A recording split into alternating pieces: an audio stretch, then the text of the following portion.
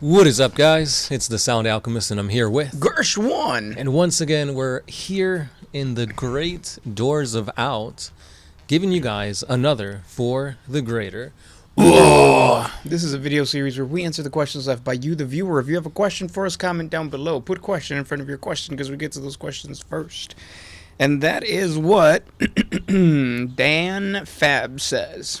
If you chopped off Vulkan's head, would the head grow a new body, or would the body grow a new head?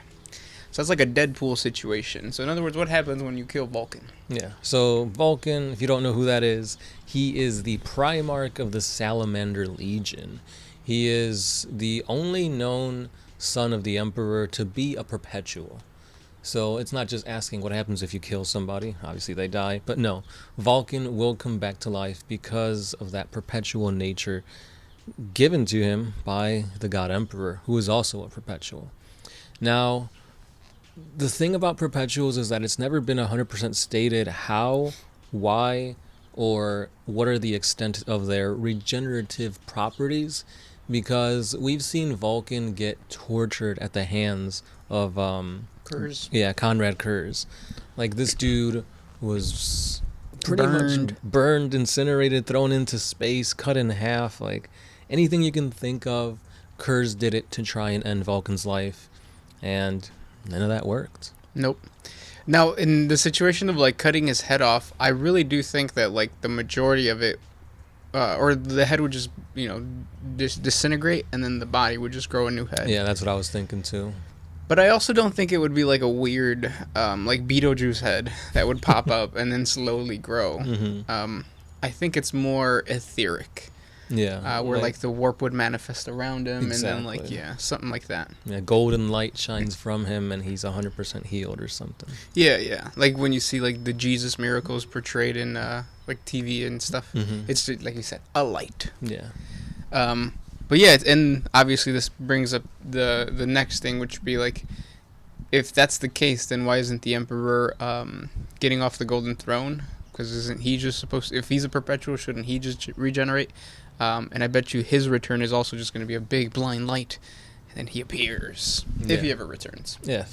The reason why he doesn't do that is because in his half-dead, or half-alive, if we're trying to be positive, state, he's constantly trying to power the Astronomicon, and if he takes a second or two, or however long it takes, to fully recover using his perpetual powers, however long the Astronomicon is gone for, that's going to create turmoil, death, destruction in unprecedented scale on Terra and throughout the Imperium as a whole. Yep. Because the Astronomicon is basically like a lighthouse. It guides ships that are traversing through like the warp and whatnot, and he's also blocking off any demon incursions from spilling into real space on Terra. So if he stops that for any amount of time, that's basically saying, hey demons, come on in. Right. Yeah. And the death and destruction that they could wrought before the Emperor can come back, shut the gates down, and then have like the Custodes and the AdMech and basically all the forces of the Imperium to work against that, it's going to take some time. So yeah, it's something to think about. Yeah. Next question comes from Brian B. Do you think the Emperor told Gilliman that the lion is alive and taking a nap at the rock? I don't think the Emperor told Gilliman anything specific about his brothers. I think he was just more of like, hey, you need to like remember what your goal is, and that's to unify humanity. Take care of this great rift that just opened up. Mm-hmm. Yeah. But I mean, at the same time, wouldn't it be easier to take care of the rift with two Primarchs? It could, yeah, but I don't think the Emperor will even... Like, because of the fact that Space Marines are so autonomous, I think the Primarchs are too. And if, like, you're the Emperor, your sons betrayed you, or half your sons betrayed you, I don't think you're depending on them anymore. I think if one approaches you, then you're like, hey, yeah, try to take care of it. That's true. But yeah. But I hope he did tell him, because then maybe that would mean that in the near future, we get the Lion waking up and a new model. Yeah. Yeah. I think they're just waiting, because it'd be too close from the Forge World release of the Lion to the 40K release. Yep. This one is by Angel Warrior 28. Are there any entire Space Marine chapters that portray themselves as loyal or chaos, but are in fact the opposite? There's two that come to mind. The main big one is obviously the Alpha Legion. Those guys are freaking perfect at this. They have sleeper agents throughout the entire Imperium that they can just awaken at any point. They also are known to literally shapeshift and like change their armor to blend in with whatever faction they're trying to become sneakily infiltrating in. And the other one, I guess, would be kind of like the Fallen or the Dark Angels. Cypher, more specifically. Yeah. For me, I think it would be like the Carcharodons because they're so brutal. They almost act like corn berserkers, but they're loyal. And then also the Minotaurs. I feel like the Minotaurs are supposed to be good guys, but then you listen to or you read the lore of what they actually are doing, and it's like you're killing other Space Marines, and you're a fucking dick to everybody. Right. And you're under the thumb of the Inquisition, kind of. Yeah. I thought it was the High Lords that they listened to, no? Yeah. But yeah, so those are the two that I would think of. Next question comes from The Outsider. To Chris 1 and the Sound Alchemist. My new name is Chris now. Is it Chris or Crisp? It's this is Chris. Chris. Which character of the 40K universe would you cosplay as and why? That's a good question. Yeah. I think it'd be fun to just go like full makeup and just do like a Tau Fire Warrior or something. Just be so unrecognizable. Yeah, that is true. There's a movie with a alien that's getting chased by a human. I think it's on like Netflix. Do you know what I'm talking about? Something Sand. But I don't. the like the makeup and everything for him, for the alien, it makes him look like a Tau. I wish I remembered the name. It's Something Sand. Something Sand. I think you'd have to just cover up your nose. Yeah. But then I'd look like Krillin. Yeah, but how do people do that? Like when you're on a movie set and you're trying to cover up your nose, are you just hiring actors with little noses? Maybe they just like do like the whole like green screen thing, just color your nose green and they'll edit it out. Yeah, maybe. Because then that would be crazy, like if they push down your nose. Because you know how sometimes they would like push down boobs. I wonder for nose if they push it down, you just sound like Squidward. I mean, it's all cartilage. There's no bones. Yeah. Just like boobs, all cartilage. no bones yet. This question comes from Joe Nado. Are you going to do next week's episode from the garage, basement, or attic? And why not the kitchen? I could have done it in the kitchen, but we just did it outside again because it's nice out. The wind is blowing. It feels good. It's Memorial Day weekend. I feel like we should be outside. Next question. This one is by Gofaria Rebels. Before his question, he says, I think you guys are going to go into your attic next. It's scary up there. There's rats. I don't know if they're real. Yeah. I don't know if they're real or fake, but they're up there. Ghost rats. But anyway, his question is, so I heard a chapter of Space Marines that is known for their unluckiness. So, what is a chapter of Space Marines known for being very lucky? The Ultramarines. Yeah. Yeah. Because they literally fight against anything and everything, and they always like survive or come out on top in some crazy way. Yeah. I mean, look at their chapter master, Calgar. Dude got his arms and his legs chopped off by a Swarm Lord, and the Swarm Lord was like, I'll leave him alone. Yeah. Why? Just kill him. Doesn't make sense. No. It's called plot armor. That makes you the luckiest. That is true. You don't even have to wear purple. Yeah, I would agree. And it's the Lamenters that you're talking about, right? Those are the unlucky ones. Yeah. That's what I was thinking he was talking about. And it's funny how like the Lamenters, their whole thing is like a genetic flaw that they're weak. How's that genetic? Well, I mean, I guess the orcs, right? The orcs are genetically lucky. I guess so. Because of WAAAGH energy. This comes from Isaac Langdon. What is your opinion on gatekeeping in 40K? I think it's really hard not to do it when you've been playing the hobby for so long, especially nowadays. Because I don't know how to put it without sounding like a a douchebag or one of those annoying gatekeepers, but like sometimes like it's a nostalgic feeling to be part of the hobby and to have somebody who doesn't really like, who looks at the game more as a tabletop game, and instead of just like, no, this is like a hobby. I think that's kind of annoying to me, and that's when I would do the gatekeeping thing.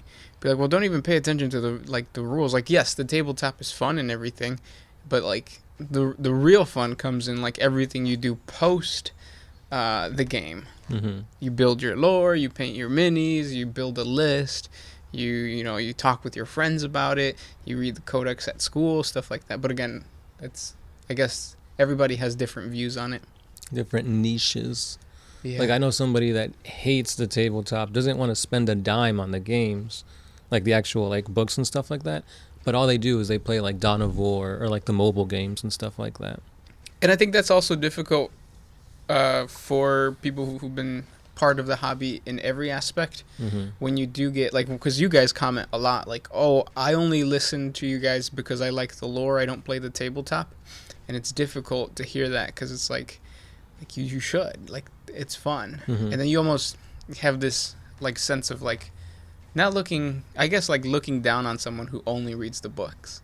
It's like, you don't even collect the minis, like you're not about 40K then. Right, because it's like, oh, so you only know like about Titans from like this video game, but it's like, oh, if you would have read this book or you would have seen this new model that came out. Yeah. But it's like, yeah, they're not interested in that at all, and I get it. Like, for the longest time, I never liked like the ethereals and stuff like that. Like, oh, I should play Fire Warriors and whatnot. But it's like, after taking another look, it's like, yeah, I should. Yeah. So it just takes time. People either rush into things or they tiptoe their way into 40K. But whatever media or way they find 40K, I think it's better for everybody, because the more people that know about it, the more revenue GW would make, more models that come out, more animations, that kind of thing. Yeah.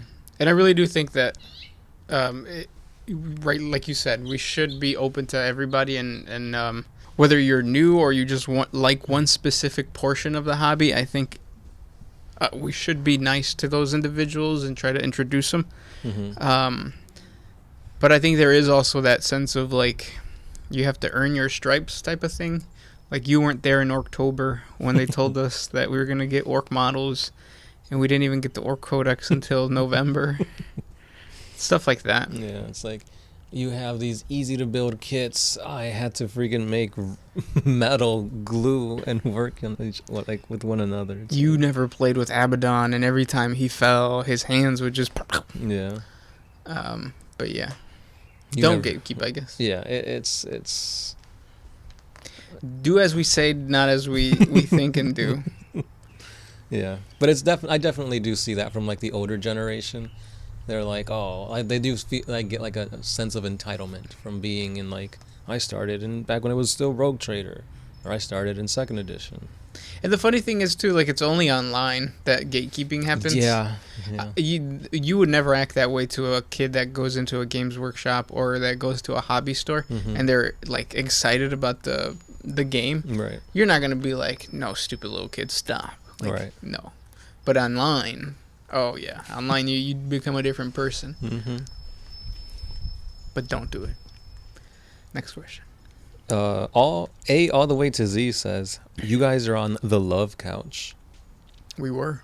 Mm-hmm. Everything is love when you express it all the time. This one is just by Abados. He says, or she, I don't know. It's like a Calvin Klein model on your thumb picture avatar thing. The Eldar don't suck. They are awesome, and we are all gay. I feel for the Eldar because I think their culture and ode and mysticism, and to me they are perfection. Perfection with flaws that can be corrected in my view. And they are hot and sexy. So yeah, that's a good reason as to why Eldar don't suck. Yeah. That's actually what caused them to create a chaos god. So Hot and sexy. Mm-hmm. Decadence, perversion, lust. That's Slanesh right there. So I'm pretty sure you would also enjoy playing Slanesh. Yeah. You might have to go to Age of Sigmar for those awesome models, but hey, Slaanesh welcomes you. I think you do highlight a point too, whereas like the old school mysticism, because the Eldar are the most psychically powerful race in the entire galaxy, well, of like other than demons and stuff like that, and like individuals like the Emperor and stuff. But like the point is that their base common understanding of the connection between the warp and reality is way more advanced or completely different than humans, orcs, or Tau. Mm-hmm. So yeah, there is like a mysticism and a magic sense to them that I think sometimes you don't think about when you think of 40K. You think of like spaceships and guns and stuff, not magic. You can also kind of tell by just what they wear. Like when they're not wearing like their little like armor plated stuff, it's a lot of like robes and like long flowy dresses and stuff like that. Yeah. And that doesn't really scream grimdark, far future stuff. Mm-hmm. But it's pretty cool. It's cool aesthetic. Next question. This is by Isaac Langdon. What is your opinion on Warhammer 40K Plus, the subscription that's coming out? So we don't know how much the price is going to be yet, but based on like all the other things like HBO Max, Disney Plus, Hulu, Netflix, it'll probably be around that ballpark. I'm just concerned if they're going to be able to put out enough content to make it worthwhile. Yeah. Because if they drop everything at once, which I don't think they will, I don't know how they could keep producing really good stuff to keep people subscribed month after month after month. I think it's revolutionary, which is pretty Definitely. nice. Because normally, like with Star Wars, you think of like Disney took over them, and like with 40K, Games Workshop, they're on their own. Yeah, which is pretty cool. Because I've heard a lot of people say the rebuttal of like, oh, why are they making their own streaming service? They should just tag along like something else. Yeah. But I mean, that makes them exclusive, and if you do want to see these things, it's like you have to go there. Yeah. I mean, unless people, they do what they do, and you'll find it on YouTube and all this other stuff. Yeah, I wonder if they're gonna bring in other things though, like Blizzard, because you know how like Blizzard has their whole like they even have a movie for World of Warcraft. Yeah, so I wonder if they're gonna somehow incorporate that, or if they're just gonna continue. Like you said, I wonder if they have enough content to just keep it going. Because they did say besides the animations and the shows, like they're gonna be doing exclusive stuff for subscribers, which kind of leads me to believe that they're going to have free content on there. I mean, they should, because obviously if you like the free content, you're more inclined to buy to see the other stuff. Yeah. But I mean, who are we saying? We know we're going to get it, so we could watch Astartes too. Yeah. But yeah. Last question. Do you got one? This one is by Damned Legion. Do the orcs have enough WAAAGH energy to birth their god, Gork and Mork? And if manifested, would there be new kinds of gods, or would they be chaos? Keep up the great work. I don't think it's not that they don't have enough WAAAGH energy or warp powers. I just think that they don't care. Yeah. Like I think there's an actual devotion for the other chaos gods. Or there was, especially with like the Eldar gods. Right. With the orcs, no. They just kind of think like, yeah, Gork and Mork are there, but... Unless their form of devotion is fighting, which like you could say they're pretty much devoted to their gods all the time. Yeah, but then it's like you're not really feeding Gork and Mork, you're feeding Khorne. And there's already like a space for that. So I don't know. I don't think that GW's ever going to do anything with the gods, though. Yeah, I feel like they're going to be focusing more on the actual here and now, like physical stuff. Yeah. Than that, because, I mean, unless the Emperor does come back and instead of coming back in the flesh, he manifests as a god, then I could see something like that playing out. Yeah, but not for the orcs. Yeah. Yeah. Those are the questions for today. If you guys have more questions for us, please comment down below. Thank you guys so much for listening, and yeah. As always, this has been The Sound Alchemist. Gershwan. And we are out. Oh,